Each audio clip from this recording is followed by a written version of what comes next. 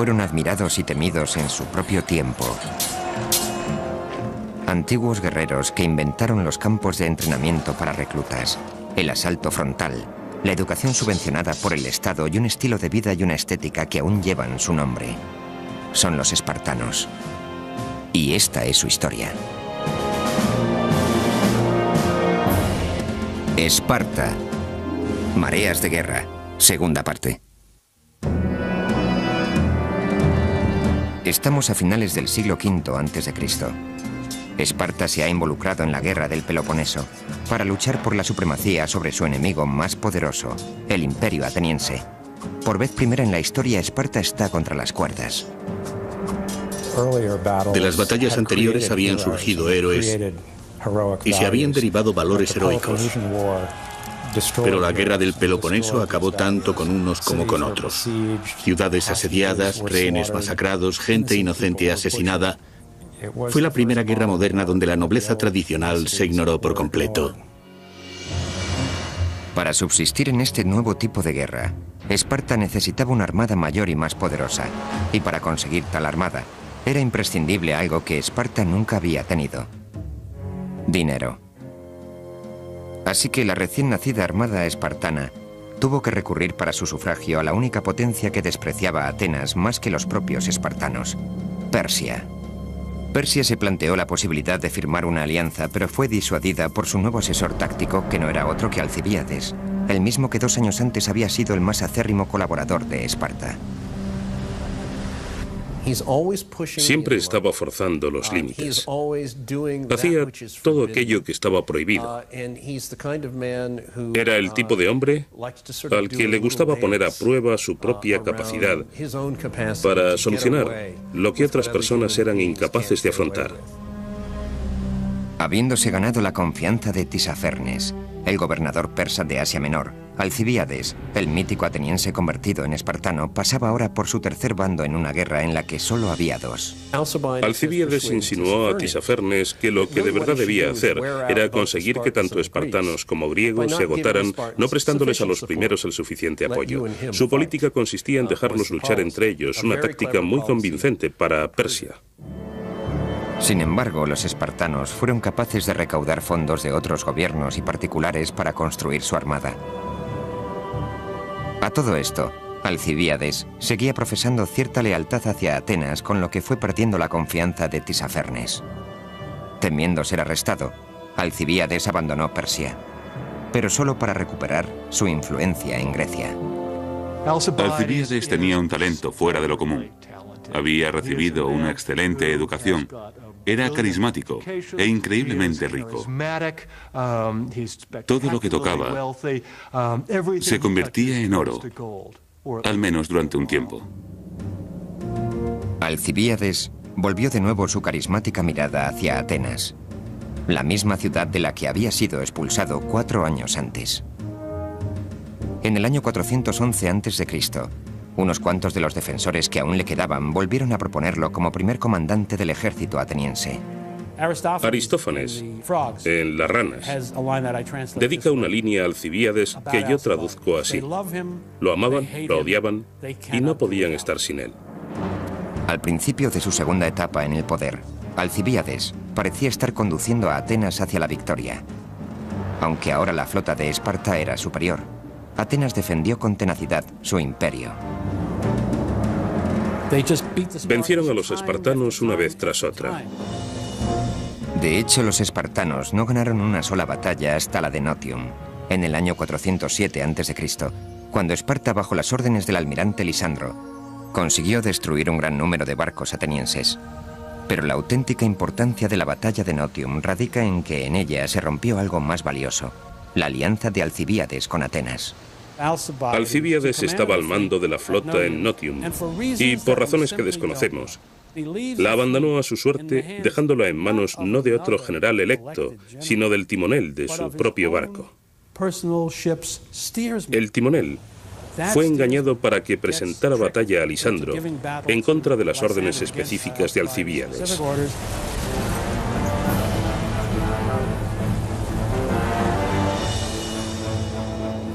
Como resultado, Atenas fue derrotada y prácticamente aniquilada. Después de eso, Alcibíades nunca más pudo volver a Atenas. En el año 405 a.C., Esparta se preparaba para acabar con lo que quedaba de la una vez magnífica armada ateniense. Lisandro trazó un plan definitivo de ataque sobre las fuerzas atenienses en Egospótamos. Desde su exilio, Alcibíades supo del plan de Lisandro y se dirigió hacia las líneas del frente para poner sobre aviso a los que habían sido sus amigos. Con la expulsión de Alcibíades, los atenienses cayeron en un pozo sin fondo, y luego, en el último momento, cuando Alcibíades volvió para proporcionarles la información que podría haberle salvado, nadie le creyó. Se negaron a hacerle caso. Al fin y al cabo, Alcibíades, sabemos que no eres una persona de la que nos podamos fiar plenamente. Y así era, aunque en este caso venía con la verdad. Los atenienses perdieron. Al final, la suerte había abandonado a Alcibíades. La derrota de Atenas lo obligó a esconderse y en el proceso le arrebataron casi todas sus riquezas. Alcibíades terminó muriendo de manera bastante ignominiosa, seguramente debido al fracaso de algún otro idilio que empujaría a los familiares de la chica de turno a asesinarlo.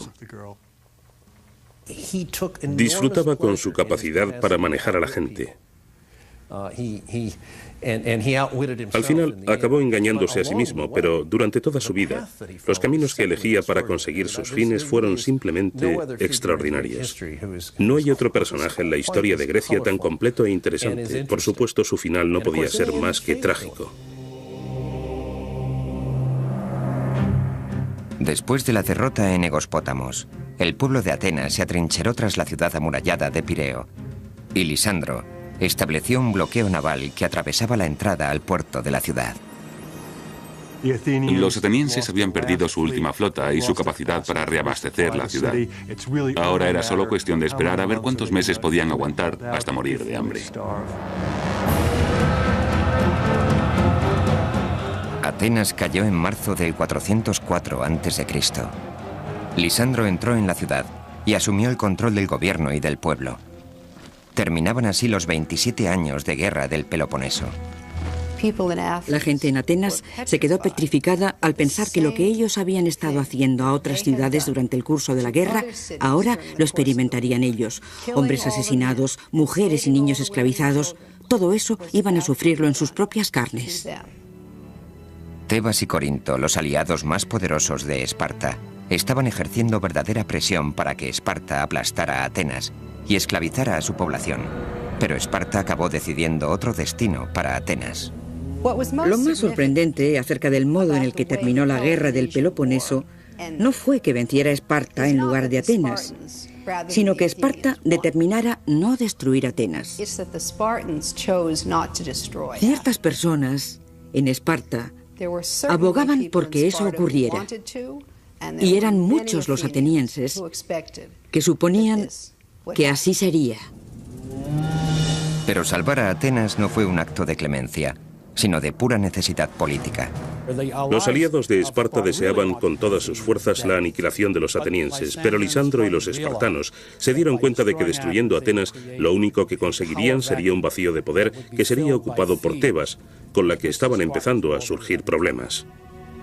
Para Esparta la cuestión era, si no destruimos Atenas, ¿qué hacemos con ella? El comienzo de una nueva era respecto a política exterior marcaría definitivamente el principio del fin de Esparta. Estamos en el año 404 a.C. Los 27 años de guerra del Peloponeso han acabado, y con ellos la edad de oro de Atenas. Como resultado de la guerra del Peloponeso, tenemos a toda una generación que no conoce otra cosa que no sea la guerra. Una generación entera que no ha podido emplear su talento en la arquitectura, ni en la literatura, ni en la planificación urbana. Así contemplamos los edificios inacabados de la Acrópolis. Asistimos a la decadencia paulatina de la tragedia, a la desaparición de los grandes historiadores.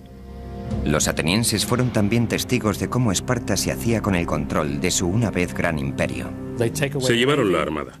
Se dedicaron a destruir parte de las murallas para que no sirvieran más de defensa de ciertos lugares. Se acabó el imperio, el dinero y la flota. Tuvieron que convertirse en miembros de la alianza espartana. Los atenienses juraron tener los mismos amigos y enemigos que Esparta y acatar sus normas. En Atenas se instauró un nuevo gobierno cuya misión esencialmente era convertir la democrática ciudad-estado en una mini Esparta. Esparta se propuso reemplazar allí donde pudo las democracias por oligarquías. Los espartanos consideraban que los regímenes democráticos eran demasiado propensos a las guerras, inspiraban demasiado entusiasmo popular, eran demasiado desordenados y estaban demasiado expuestos a ideas externas. Las condiciones de paz impuestas por Esparta a Atenas incluían el establecimiento en esta última de un régimen oligárquico regido por 30 atenienses proespartanos que acabaron conociéndose con el nombre de los 30 tiranos. La toma de Atenas constituyó el primer intento de Esparta de construir una nación y se reveló como un funesto fracaso. Bajo las órdenes de Lisandro, mucho más capacitado como almirante que como diplomático, los así llamados 30 tiranos iniciaron una campaña de terror contra las fuerzas antiespartanas dentro de Atenas. Llevaron a cabo actos atroces. Se produjo la peor guerra civil que jamás había vivido Atenas. Mataron a unos 1.500 atenienses, una cantidad sorprendente si tenemos en cuenta que el número de varones atenienses de clase media en aquella época rondaría los 20.000 o 25.000. Fue un episodio tan sangriento que los exiliados demócratas atenienses que volvieron a Atenas para recuperar su ciudad recibieron el apoyo del mismísimo rey de Esparta. El rey Pausanias, a la sazón uno de los gobernantes de Esparta, era tradicionalista y se oponía rotundamente a Lisandro y por tanto a todo lo que estaba pasando. Es obvio que lo que ocurría no era otra cosa que un conflicto entre gobernantes. En solo unos meses, la victoria sobre Atenas había dividido irremisiblemente a Esparta, forzado al resto de Grecia a tomar posiciones y obligado a cometer una absoluta masacre con los neutrales. La guerra del Peloponeso enseñó a la gente que para sobrevivir había que estar o a favor de los oligarcas o de los demócratas, porque el destino que esperaba a aquellos que intentaran reconciliar estas diferencias políticas y económicas no era otro que la muerte. Fue una victoria pírrica en el más amplio sentido de la palabra. Una guerra en la que nadie ganó.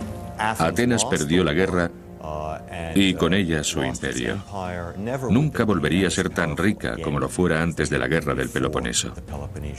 Pero lo más curioso es que, aunque Esparta fuera la vencedora, quedó igualmente devastada. Resultaba muy irónico pensar que en el mismo momento de su victoria, los espartanos estaban asentando las bases para su propia decadencia. Después de la instauración de la oligarquía en Atenas, Lisandro favoreció la toma del mayor número posible de ciudades-estado que anteriormente hubieran pertenecido al imperio ateniense. Enseguida Esparta estableció una oligarquía en cada una de las 10 ciudades-estado antiguas aliadas de Atenas. En lugar de ser liberados, estos pueblos fueron adoctrinados en un sistema que acabó haciéndoles preguntarse si no se habían precipitado al negarse a acatar el régimen ateniense. ¿Y quién querría cambiar la Acrópolis y la democracia ateniense por el pan de cebada y la agogé espartanos? Nadie. ¿Quién querría sustituir el dracma ateniense por la moneda de plomo espartano? Nadie.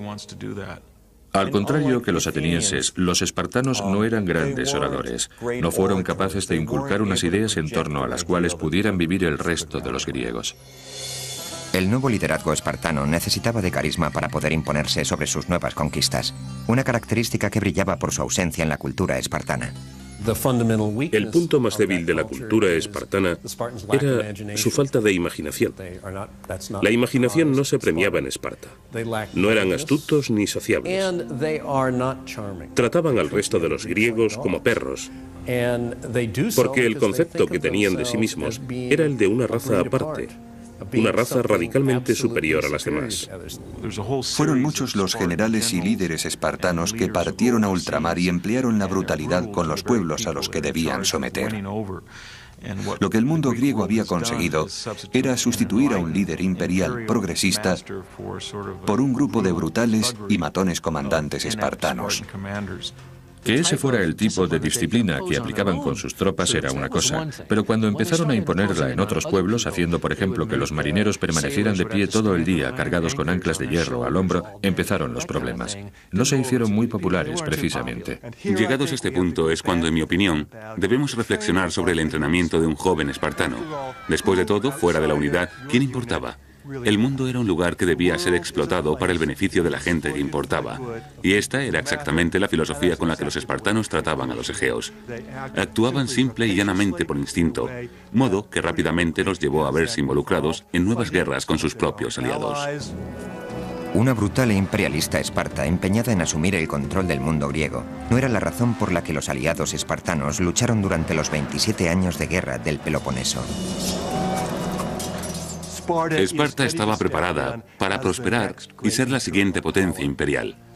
Y eso les resultaba muy extraño a los aliados espartanos, que habían pensado en Esparta como en su libertadora, en la ciudad que iba a crear un Egeo libre, libre del Estado imperial ateniense.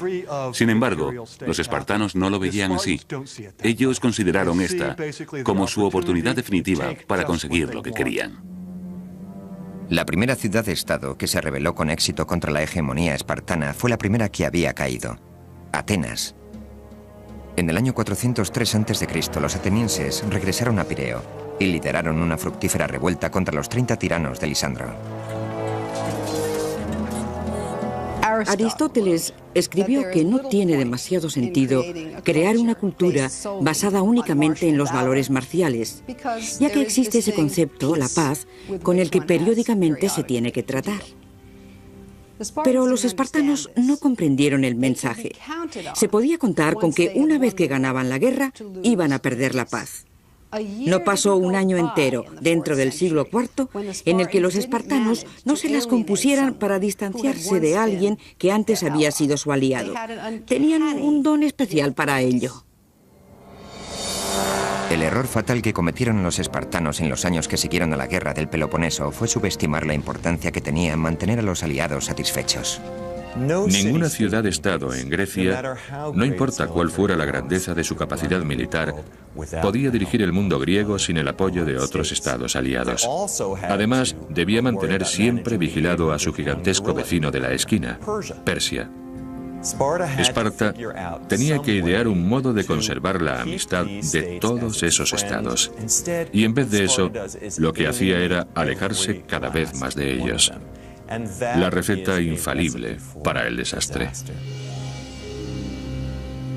Rápidamente, Esparta se las compuso para suscitar el odio de sus dos aliados más importantes y hasta el momento más fieles, Tebas y Corinto. Enseguida se abrió una brecha entre ellos y algunos de sus aliados con demasiado poder como para ignorarlos.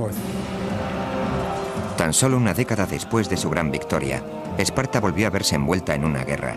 Pero en esta ocasión, la invencible máquina de guerra espartana quedaría hecha añicos y sin reparación posible. Alrededor del año 398 a.C., vientos de cambio soplaron en la capital espartana. El rey Agis, que había apoyado y defendido la nueva visión imperialista de Esparta, falleció. Su hermano, Agesilao, asumió el trono de Esparta. El rey Agesilao, imperialista consumado, quería dominar Grecia. Quería imponer gobiernos encabezados por sus amigos allí donde fuera posible. Así que alienó tanto a los griegos y sobre todo a los tebanos, que consiguió hacer despertar en Tebas el odio por Esparta. Tebas había sido siempre un firme aliado de Esparta. Situada en la región conocida como Beocia, Tebas había sido un aliado estratégico en la guerra del Peloponeso. Esparta se sirvió de Tebas para conquistar Atenas, pero sin que Esparta lo supiera. Tebas se sirvió de la guerra para hacerse poco a poco más fuerte y poderosa. Los tebanos se quedaban con todas las riquezas encontradas en el campo.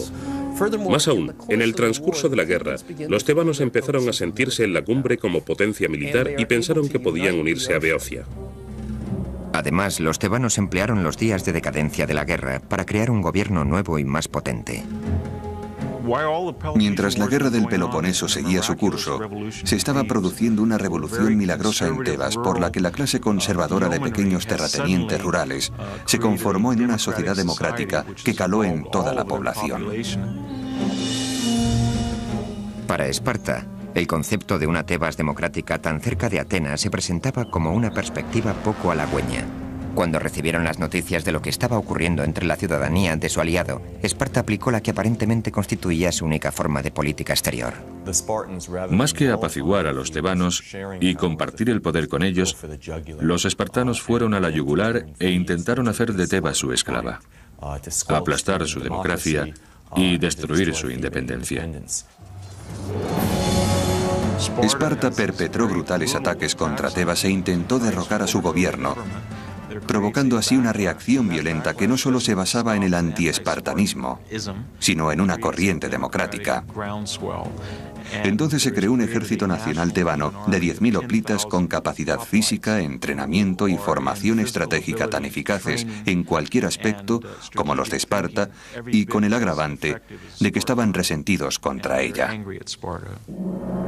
El ejército tebano estaba bajo mando de Epaminondas, un hombre más inteligente que ningún otro que hubiera ocupado anteriormente su puesto, y que tuvo un gran impacto en el futuro de Esparta. Era un grandísimo general que empleó tácticas nunca utilizadas anteriormente. Al principio, el rey Agesilao de Esparta ni se inmutó, y fue capaz de mantener la oligarquía en pie.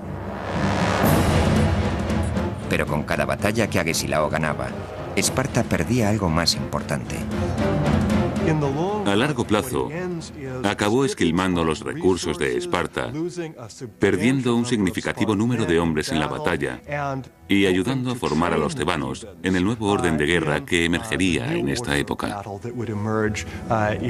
Hizo gala de verdaderos talentos, como su extremada astucia militar o su capacidad política, pero Agesilao no parecía prestar demasiada atención a la verdadera noción básica del arte de guerra espartano. No luchar demasiado a menudo contra el mismo enemigo. No dejarle que se aprendiera tus trucos. Epaminondas no solo se aprendió los trucos de Esparta, sino que diseñó un modo de contraatacar y ganar. Se enfrentaron con los tebanos demasiadas veces y tuvieron la mala suerte de que en esta ocasión dieron con una creciente potencia militar que no solo les igualaba en resistencia, sino que además había adoptado nuevas y muy eficaces tácticas de guerra. Epaminondas disponía además de otra potente arma, Atenas.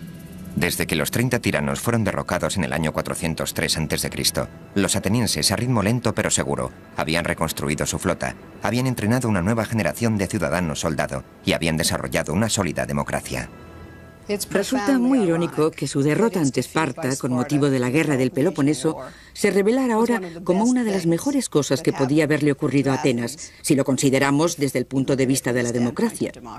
Ya que, tras la sangrienta oligarquía instituida por los espartanos, la democracia ateniense había llegado para quedarse. Atenas fue un aliado crucial para Tebas durante la primera y trágica década del siglo IV a.C. Tebas también consolidó alianzas con Argos y Corinto para formar un frente contra Esparta. La verdadera clave radica en Corinto, porque Corinto era el miembro estratégico, el único miembro de la Liga del Peloponeso. Para ellos, abandonar y unirse al eje de Atenas, Beocia, Tebas y Argivos era un paso muy importante y un fuerte golpe. En el año 379 a.C., un levantamiento dio al traste con la oligarquía de Tebas. Cuando los tebanos pudieron derrocar este régimen en el año 379, el nuevo gobierno estuvo dedicado más que a ninguna otra cosa a tomar Esparta. Ya había otros muchos estados que odiaban a los espartanos por multitud de razones, así que Tebas no iba a encontrar demasiada dificultad para obtener apoyo en su empeño. La lista de los que abandonaban Esparta crecía. Si alguna ciudad-estado no se oponía a Esparta por su afán imperialista, o por su hegemonía o su brutalidad, siempre había alguna otra razón para odiarla. Entre los pocos aliados que le quedaban a Esparta empezaba a tomar forma la sensación de que los espartanos ganaban las guerras porque no tenían reparos en sacrificar las tropas aliadas, pero sí a sí mismos. Cuando formaban una coalición para la batalla, ellos siempre luchaban en el ala derecha, pasara lo que pasara. Eso significaba que el enemigo que también pusiera sus mejores tropas en el ala derecha nunca se enfrentaría con los espartanos. Así ocurrió en una serie de batallas donde los espartanos normalmente se enfrentaron a las tropas enemigas más débiles. Así comprobamos que en muchas ocasiones se producía más tensión en las luchas mantenidas entre aliados que entre tropas enemigas en el campo de batalla. De este modo, si querían deshacerse de algún aliado sospechoso, los colocaban en el ala izquierda. Los espartanos tenían mucha fama de aplicar esta táctica. Resulta particularmente irónico que la ciudad-estado más insular, la más antiimperialista, la que menos afán tenía por recurrir a la guerra a menos que fuera imprescindible, estuviera ahora combatiendo por todo el mundo conocido para mantener su supremacía. El punto álgido llegó en Leuctra, en la región de Beocia. En parte por haber sido oprimidos por los espartanos, en parte porque habían trabajado con ellos y aprendido de ellos, y en parte porque contaban con una destacable generación de líderes, me refiero a la gran generación. Los tebanos acabaron consiguiendo lo increíble, la derrota del ejército espartano en una batalla hóplita. En el año 371 a.C., los espartanos regresaron a la recientemente democrática Tebas en un nuevo intento de hacerse con la ciudad. Pero en la llanura cercana a Leuctra toparon con Epaminondas, con sus 300 soldados de élite de la Sagrada Banda y con una fuerza de tropas aliadas gigante. Además, Tebas contaba con nuevas tácticas que ponían a prueba la falange espartana. Lo primero que hizo Epaminondas fue colocar sus mejores tropas en el ala izquierda y de ahí formó ramificaciones. Eso significaba que la batalla sería un frente a frente entre los contingentes de élite. Epaminondas no iba a matar a los aliados peloponesos, quería matar a los espartanos.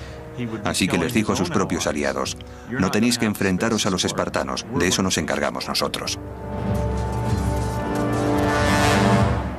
El ejército espartano no solo fue derrotado, sino que quedó destruido. Más del 70% de los efectivos que lucharon en la batalla murieron. Dos fueron las principales razones por las que Esparta perdió la batalla definitiva de Leuctra.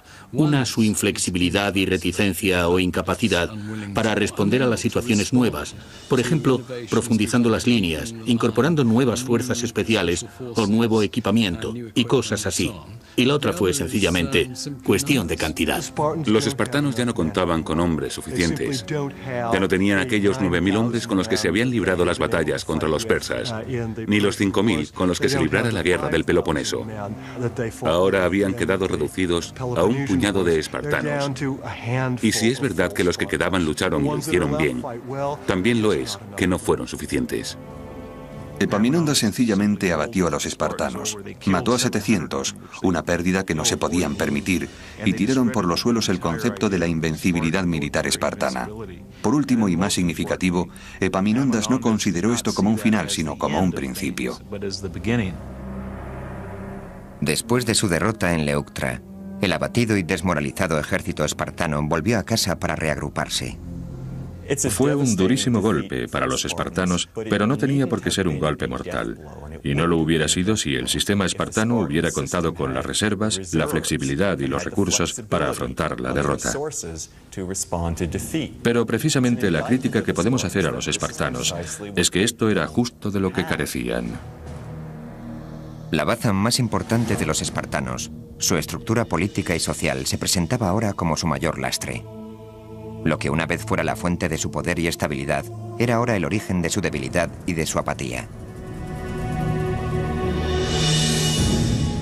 En el año 362 a.C., los espartanos sufrieron una nueva derrota a manos de los tebanos en la segunda batalla de Mantinea. Estaban tan inmersos en sus métodos tradicionales que no conseguían aprender nunca de las repetidas experiencias.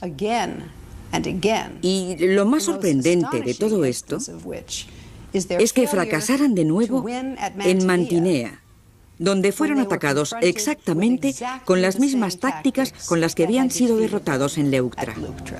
Si te arriesgas una vez y te dan, no vuelves a hacerlo. Cambias de táctica. Aprendes de la experiencia. Pero a Esparta no se le daba bien innovar. El conservadurismo formaba parte de su carácter. Más valía malo conocido. Y no solo es que Esparta hubiera perdido su habilidad para las batallas de hoplitas tradicionales, sino que además era incapaz de adoptar la flexibilidad necesaria para enfrentarse al reto de nuevas formas de guerra. El arte de la guerra implicaba batallas navales y asedios, y todas estas tácticas, a su vez, requerían otras habilidades aparte de valor y fuerza. Requerían de conocimiento, de ciencia. Cuando una ciudad se proponía envenenar el agua de Esparta, luchar contra ella de noche, emplear ondas o arcos o lanzadores de jabalinas, el sistema espartano empezaba a desplomarse. El arte de la guerra había evolucionado, pero no así Esparta. Ellos seguían con sus brutales prácticas en las que amenazaban a los niños y forzaban a los jóvenes a someterse en los juicios de la agogé. Quizá fueran demasiado intransigentes respecto a lo que consideraban personas inferiores. En el 370, el número de hombres había descendido hasta los 1000. Irónicamente, el concepto de valor de los espartanos fue lo que los llevó al declive. En un sistema donde la cobardía es un pecado, los mejores luchadores no se encontraban en los regimientos espartanos, sino en los cementerios. La cobardía para los espartanos no coincidía con nuestro actual concepto. La cobardía no consistía solo en salir huyendo. A veces sobrevivir en una batalla donde todos los demás habían muerto también era un síntoma de cobardía. La reducción de la población se debió a la caída en picado que había estado sufriendo el índice de natalidad espartano durante al menos medio siglo. Seguramente aquellas visitas nocturnas a hurtadillas, que acarreaban castigos si eran descubiertas y que por tanto no serían muy frecuentes, podrían haber disminuido las oportunidades de producir descendencia y contribuido a la fatal caída que con el tiempo sufrió la población espartana. Si quieres contar con una creciente población y con mujeres que tengan hijos a los 15, 16, 17 o 18 años, lo cual era necesario en el mundo antiguo dada la preponderancia de las enfermedades infantiles y el bajo índice de supervivencia para los jóvenes, el sistema espartano fue la mejor receta para el desastre. Aunque se produjo una reducción preocupante del número de soldados de élite, el sistema espartano propiciaba aún más la pérdida de categoría.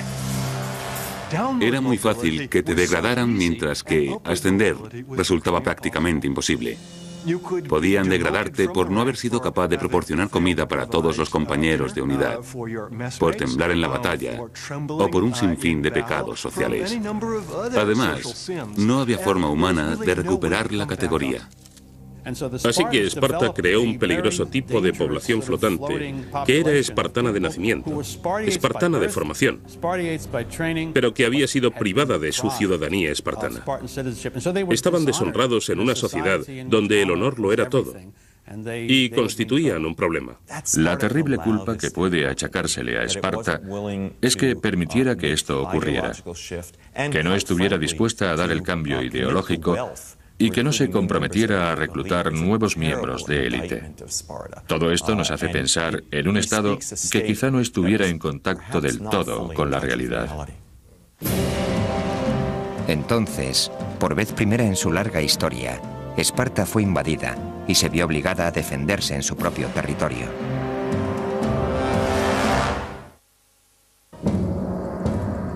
Ahora, cuando más débil estaba, Esparta tuvo que afrontar uno de sus mayores retos. A Epaminondas, el visionario general tebano, se le había ocurrido un nuevo plan: reformar el mapa del Peloponeso cortando el poder de Esparta desde su origen. No solo estaba interesado en acabar con la potencia física de Esparta, sino que pretendía destruir el mito de la superioridad espartana, porque este era el golpe necesario para acabar la fosa de Esparta. Comprendió que Esparta no podía seguir existiendo como tradicionalmente lo había hecho si los ilotas obtenían la libertad.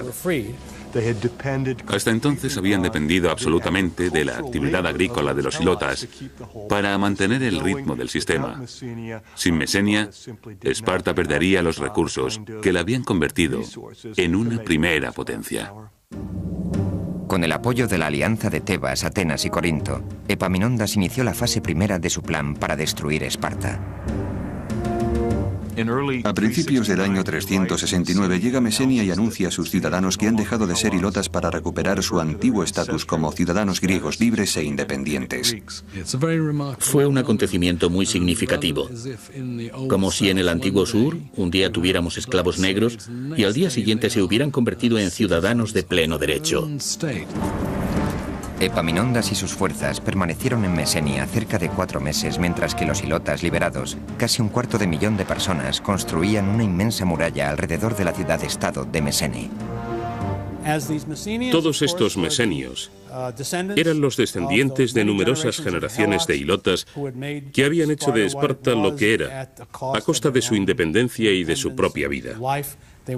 Ahora, en cambio, se encontraban en una feliz posición desde la que contemplaban la muerte de la gran polis espartana. Y ocurrió justo aquello que los espartanos habían estado evitando a toda costa durante siglos. Mesenia recuperaba su independencia. Mientras los hilotas seguían construyendo las murallas alrededor de Mesene, Epaminondas puso en marcha la segunda fase de su plan de ataque. Las fuerzas aliadas fortificaron una ciudad de importancia estratégica clave al norte de Arcadia, Megalópolis, o literalmente en griego la gran ciudad. Era esta otra poderosa y rica ciudad fortificada en manos de un pueblo que tenía todas las razones para temer al resurgimiento de Esparta. Habían rodeado a los espartanos y se habían asegurado de que Esparta no recuperara jamás el poder que una vez tuvo. A partir de ese momento, Esparta empezó a convertirse en pieza de museo. Epaminondas ya estaba preparado para la invasión. Tenía a los espartanos arrinconados y 70.000 tropas a su disposición. Era un hombre absolutamente brillante porque, empleando la autoridad moral pura y dura, creó un ejército para la venganza, el primer ejército extranjero que pisaba el Valle de Laconia en 600 años. Fue entonces cuando acabó el período que había hecho famoso el dicho de que en 600 años ninguna mujer espartana había visto el humo del fuego enemigo.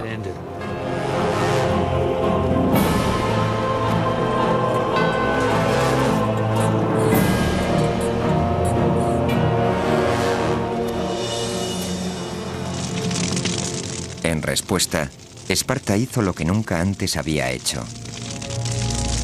Se replegó y se relegó a sí misma al papel de potencia de segunda categoría dentro del mundo griego.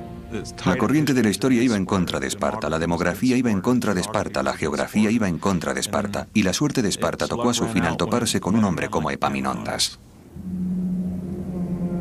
Tras la liberación de Mesenia en el 370 a.C., Esparta nunca recuperaría el grado de poder que una vez ostentó dentro del mundo griego.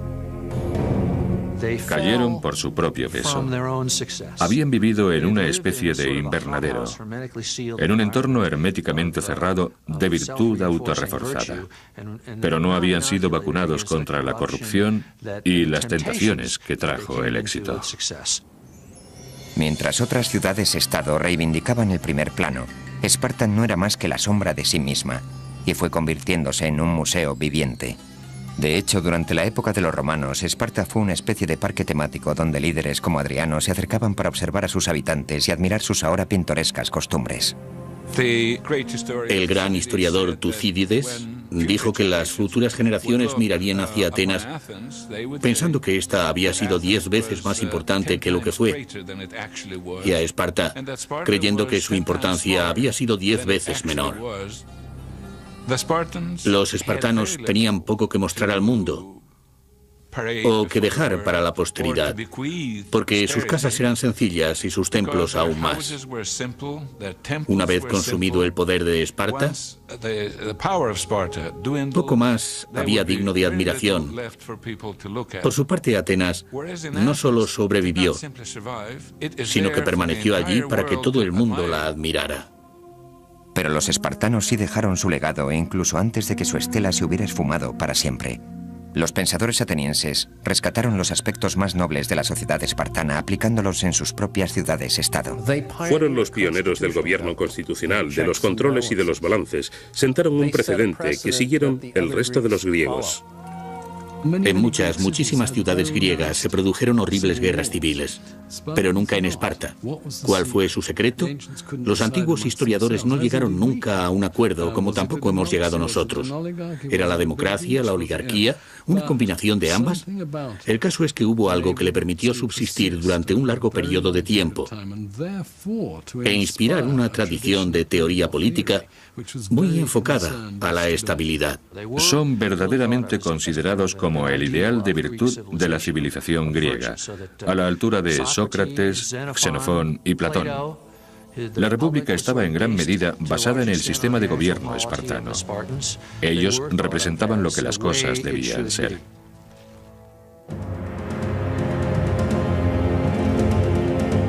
Durante los 20 siglos siguientes, filósofos y políticos se remitieron una y otra vez a la gloria que una vez fue Esparta. El Renacimiento italiano idealizó a Esparta y a su gobierno oligárquico por su demostrada estabilidad y los presentó en muchas ocasiones como modelo para Venecia. Durante el siglo XVIII, y en particular en Francia, la gente sentía verdadera pasión por Esparta. Rousseau diría de ellos que constituyeron una república de semidioses, no de hombres. En la época de la Revolución Francesa, fueron muchos los que anhelaron morir noblemente como espartanos.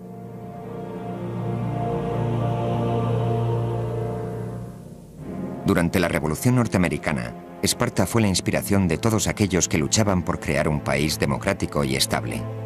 Thomas Jefferson llegaría a declarar que había aprendido más leyendo la historia de Tucídides que los periódicos locales. Pero Tucídides también contaba cómo aquella democracia absoluta, Atenas, perdió la guerra del Peloponeso. Por eso creo que Jefferson y los demás redactores de nuestra Constitución tomaron como modelo a Esparta y no a Atenas. Nuestros padres fundadores señalaron reiteradas veces la democracia ateniense como un horrible ejemplo de lo que no debía ocurrir aquí. Es decir, democracia pura y dura, sin la mediación del elemento aristocrático que es el que se supone que debe supervisar. En Esparta todo fue bien porque era solidaria y todo el mundo era ciudadano de primera. Cuando visitamos Atenas y contemplamos el Partenón, todo el mundo piensa, la cuna de nuestra democracia. Y no es así, fue la cuna de su democracia, pero no de la nuestra.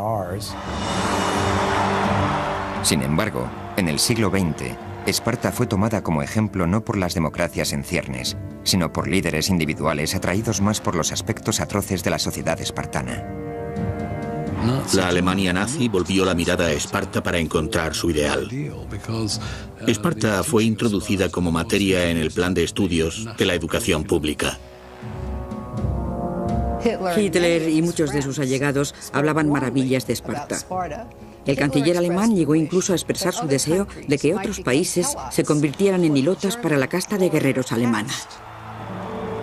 En cierto modo, la Alemania nazi se parece mucho a Rusia, en el sentido de que ambas comparten el ideal de que coaccionando y organizando al pueblo en grupos determinados con un gobierno central que controle la vida de todo el mundo, se consigue temporalmente un potente ejército.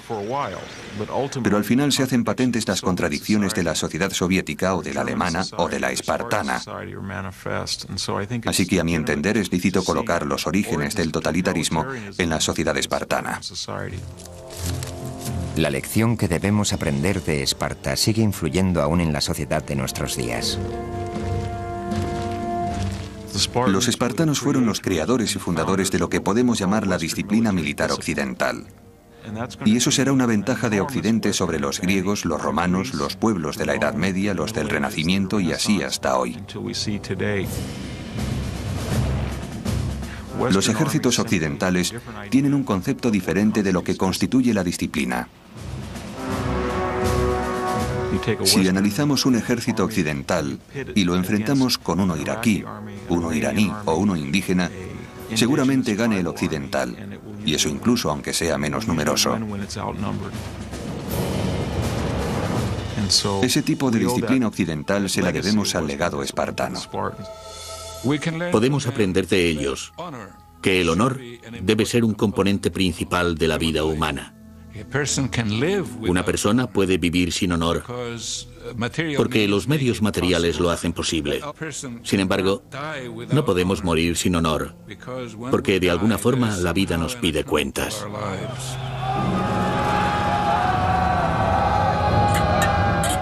Pero la grandeza de Esparta se ve manchada por el terrible precio que miles de personas tuvieron que pagar a cambio de los logros espartanos. Tuvieron que renunciar a todos los aspectos humanos necesarios para el funcionamiento decente y digno de las personas. lo cual les proporcionó excusas para comportarse de manera cruel, egoísta e intolerante. El precio al que consiguieron alcanzar la superioridad, el honor a costa de la libertad, incluso de su propia libertad, es una burla de lo que el desarrollo humano necesita. Podemos decir que al final, Esparta tuvo lo que se merecía. Las sociedades modernas cuentan con una gran ventaja: la perspectiva histórica que les permite tomar lo mejor que Esparta puede ofrecer y deshacerse del resto.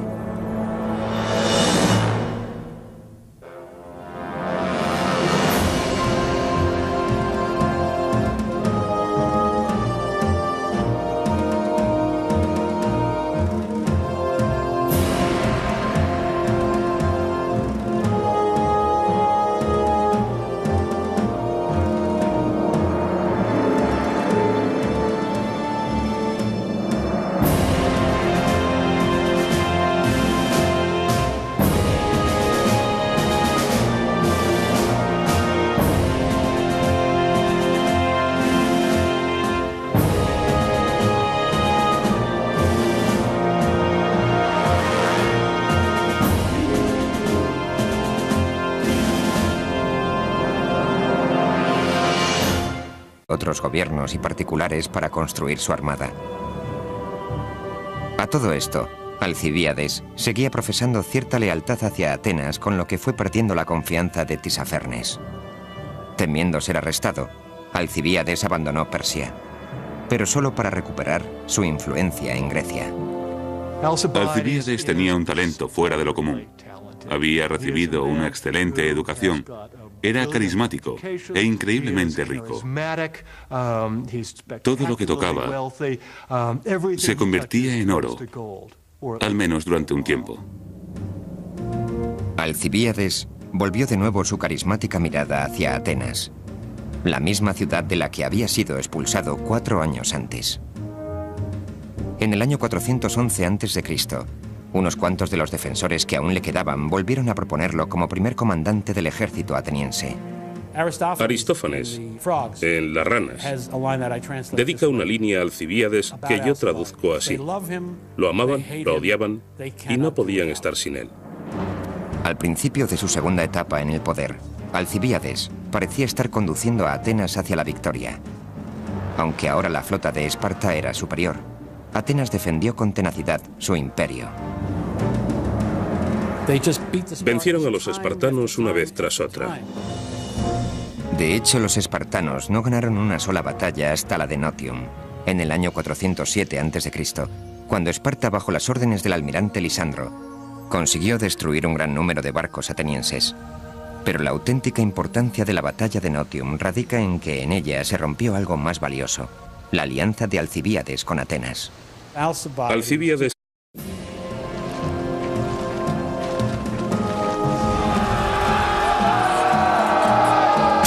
fueron admirados y temidos en su propio tiempo. Antiguos guerreros que inventaron los campos de entrenamiento para reclutas, el asalto frontal, la educación subvencionada por el Estado y un estilo de vida y una estética que aún llevan su nombre. Son los espartanos. Y esta es su historia. Esparta. Mareas de guerra. Segunda parte. Estamos a finales del siglo V a.C. Esparta se ha involucrado en la guerra del Peloponeso para luchar por la supremacía sobre su enemigo más poderoso, el Imperio ateniense. Por vez primera en la historia, Esparta está contra las cuerdas. Es acérrimo colaborador de Esparta. siempre estaba forzando los límites. Hacía todo aquello que estaba prohibido. Era el tipo de hombre al que le gustaba poner a prueba su propia capacidad para solucionar lo que otras personas eran incapaces de afrontar. Habiéndose ganado la confianza de Tisafernes, el gobernador persa de Asia Menor, Alcibíades, el mítico ateniense convertido en espartano, pasaba ahora por su tercer bando en una guerra en la que solo había dos. Alcibíades insinuó a Tisafernes que lo que de verdad debía hacer era conseguir que tanto espartanos como griegos se agotaran, no prestándoles a los primeros el suficiente apoyo. Su política consistía en dejarlos luchar entre ellos, una táctica muy convincente para Persia.